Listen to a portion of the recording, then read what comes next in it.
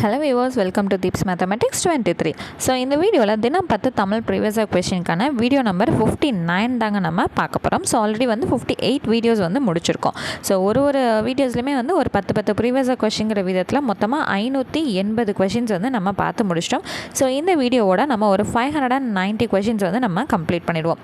So இந்த session வந்து முடிஞ்சது அப்படின்னா ஓவராலாக ஒரு 6 ப்ரீவியஸ் கொஷின் செட்டே வந்து நம்ம கம்ப்ளீட் பண்ணியிருப்போம். அதாவது வந்து ஒரு கொஷினுக்கு 100 கொஷின் வீதம் மொத்தமாக ஒரு 600 கொஷின் வந்து நம்ம கம்ப்ளீட் பண்ணியிருப்போம். ஸோ ப்ரீவியஸாக போஸ்ட் பண்ண வீடியோஸ் எல்லாமே நீங்கள் பார்க்கணுன்னு நினச்சிங்கன்னா நம்மளோட சேனல்லே தினம் 10 தமிழ் ப்ரீவியஸாக கொஷின்கிற பிளேலிஸ்ட் வந்து இருக்காங்க. அது நீங்கள் செக் பண்ணி பார்த்தீங்கனாலே ப்ரீவியஸாக போஸ்ட் பண்ண 58 வீடியோஸும் வந்து உங்களுக்கு கிடைக்கும். ஓகேங்களா?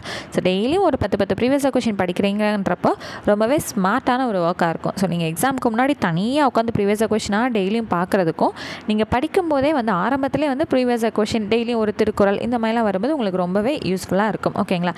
ஸோ உங்களுக்கு டெய்லியும் ஒரு திருக்குறள் படிக்கணுங்கிற இன்ட்ரெஸ்ட் இருந்துச்சு அப்படின்னா நம்மளோட டெலிகிராம் சேனல்லே வந்து நீங்கள் ஜாயின் பண்ணிக்கிட்டிங்கன்னா டெய்லியும் ஒரு திருக்குறள் வந்து உங்களுக்கு ரெகுலராக அப்டேட் பண்ணிக்கிட்டே இருப்போம். ஓகேங்களா?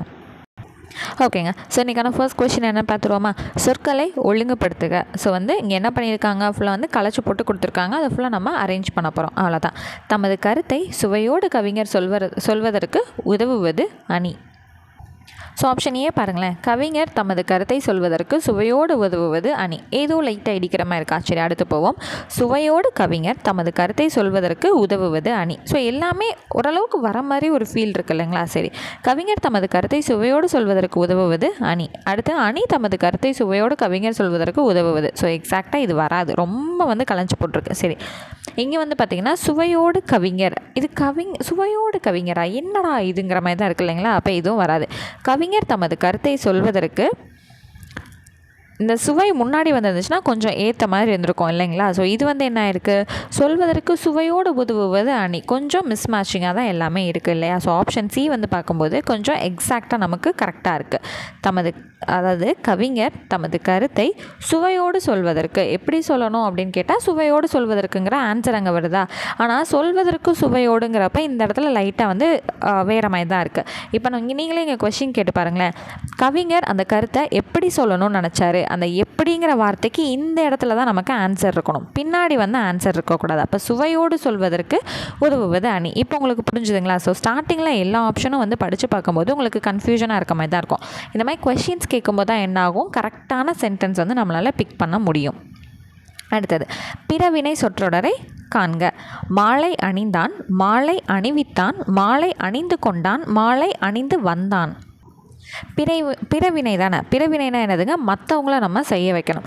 மாலை அணிந்தான்றது தன்வினை. அப்போது மாலை அணிவித்தான், இன்னொருத்தனை அணிய செய்தான் அப்படிங்கிறதா என்னது, பிறவினை. அப்போ ஆப்ஷன் பி தான் நமக்கு சரியானது. ஓகேங்களா? சரிங்க. அடுத்தது வாக்கிய அமைப்பினை கண்டறிக. நான் இந்த வீட்டை கட்டினேன். ஸோ இது வந்து என்னதுங்க, நான் செஞ்ச செயலை பற்றி இங்கே சொல்லியிருக்கேன். நான் இந்த வீட்டை கட்டினேன் அப்படின்னா தான் என்னது, செய்வினை. ஓகேங்களா? ஓகே. ஸோ தான் செஞ்ச செயலை வந்து சொல்லும்போது அது என்னது, ஒரு செய்வினை. ஓகேங்களா? இந்த வீட்டால், அதால், இதால் அந்த மாதிரி வரும்போது அது செயற்பாட்டு வினைக்கு போயிடும். ஸோ நெக்ஸ்ட் ஒன் பார்த்துருவோமா? எவ்வகை வாக்கியம் என கண்டெழுதுதல். தன்வினை, பிறவினை, செய்வினை, செயற்பாட்டு வினை வாக்கியங்களை கண்டெழுதுதல். ஸோ இங்கே கொடுத்துருக்கிறது எது வரும்னு கேட்டிருக்காங்க. அப்துல் நேற்று வருவித்தான்.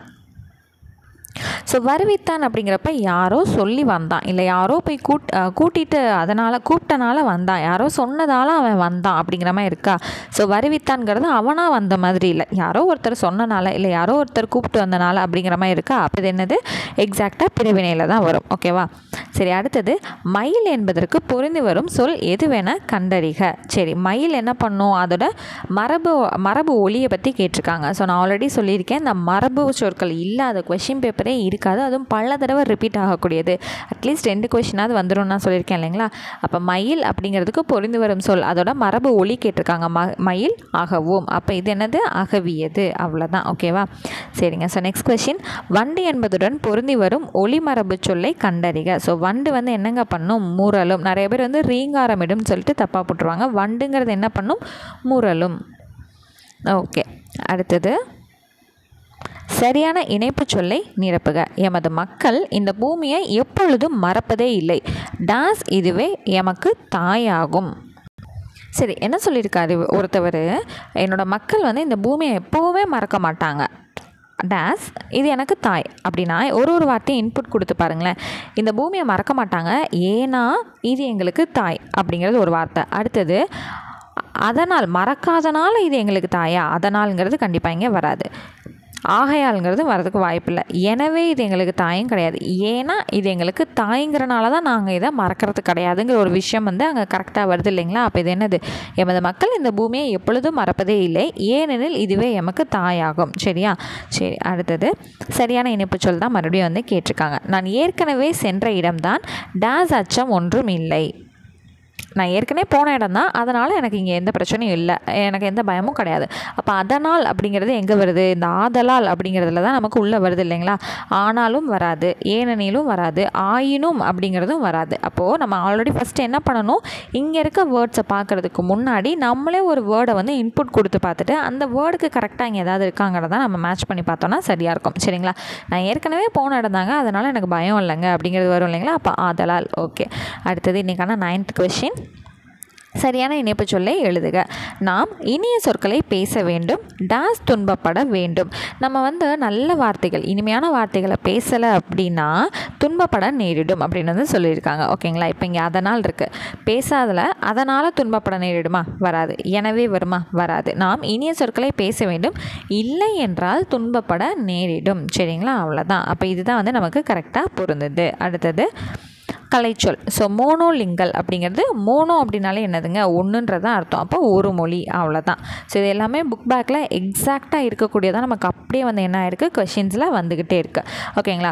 ஸோ இந்த 90 கொஷின்ஸ் நம்ம கம்ப்ளீட் பண்ணிட்டோமா. ஸோ இன்றைக்கி பார்த்த 10 கொஷின்ஸோடு சேர்த்து நம்ம மொத்தமாக 590 கொஷின்ஸ் வந்து நம்ம கம்ப்ளீட் பண்ணி முடிச்சிட்டோம்.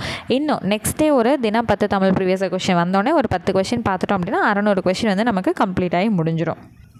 ஓகேங்க.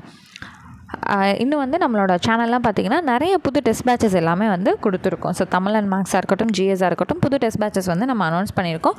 ஸோ ஜாயின் பண்ணணும்னு இன்ட்ரெஸ்ட் இருக்கவங்க, தாராளமாக குரூப் 4 படிக்கணுங்கிற ஐடியாவில் இருக்கவங்க கண்டிப்பாக இப்போ இருந்தே ஸ்டார்ட் பண்ணிட்டீங்க அப்படின்னா உங்களுக்கு எக்ஸாம் வரதுக்குள்ளே படித்து முடிக்கிறதுக்கு ரொம்பவே ஈஸியாக இருக்கும். ஸோ ஜாயின் பண்ணணும், இப்போ தான் ஃபர்ஸ்ட் டைம் வந்து உங்கள் வீடியோஸ் எல்லாமே பார்க்குறேன் அப்படின்னு நினைக்கிறவங்க மறக்காமல் நம்மளோட சேனலை சப்ஸ்கிரைப் பண்ணிக்கோங்க. டிஸ்கிரிப்ஷனில் இருக்கக்கூடிய வாட்ஸ்அப் நம்பர் எடுத்து டெக்ஸ்ட் பண்ணி நீங்கள் உங்களுக்கு தேவையான டீட்டெயில்ஸ் எல்லாமே கிடைச்சதுக்கப்புறம் நீங்கள் தாராளமாக டெஸ்ட் பேட்சஸில் ஜாயின் பண்ணிக்கலாம். ஸோ உங்களுக்கு வந்து பார்த்திங்கன்னா ரெக்கார்டர் கிளாஸஸும் வந்துடும், அதுக்கான ஸ்டடி மெட்டீரியலும் உங்களுக்கு வந்து நம்ம கொடுத்துருவோம். அண்ட் டெய்லி டெஸ்ட் இருக்கும், ரிவிஷன் டெஸ்ட், மாடல் டெஸ்ட் எல்லாமே வந்து உங்களுக்கு நடக்கும். ஓகேங்களா? ஸோ வந்து ஃப்ரெஷராக இருக்கீங்கன்ற பட்சத்தில் நம்மளோட ஸ்கெடியூல் உங்களுக்கு ரொம்பவே ஹெல்ப்ஃபுல்லாக இருக்கும். ஸோ நீங்கள் ஃபஸ்ட்டு ஸ்கெடியூல் வாங்கி பார்த்துட்டு அதுக்கப்புறம் கூட நீங்கள் தாராளமாக ஜாயின் பண்ணிக்கலாம். இல்லைனா நம்மளோட டெலிகிராம் சேனலோட லிங்க்கை வந்து டிஸ்கிரிப்ஷனில் கொடுத்துருக்கோம். ஸோ அந்த லிங்க்கில் ஜாயின் பண்ணிட்டீங்கன்னா அங்கேயே உங்களுக்கு பிடிஎஃப்பும் வந்து கிடைக்கும். ஓகேங்களா? நீங்கள் அப்படியுமே வந்து எடுத்து பார்த்து கேட்டு ஜாயின் பண்ணிக்கலாம். ஸோ நெக்ஸ்ட் கிளாஸில் மீட் பண்ணுறேன். தேங்க்யூ.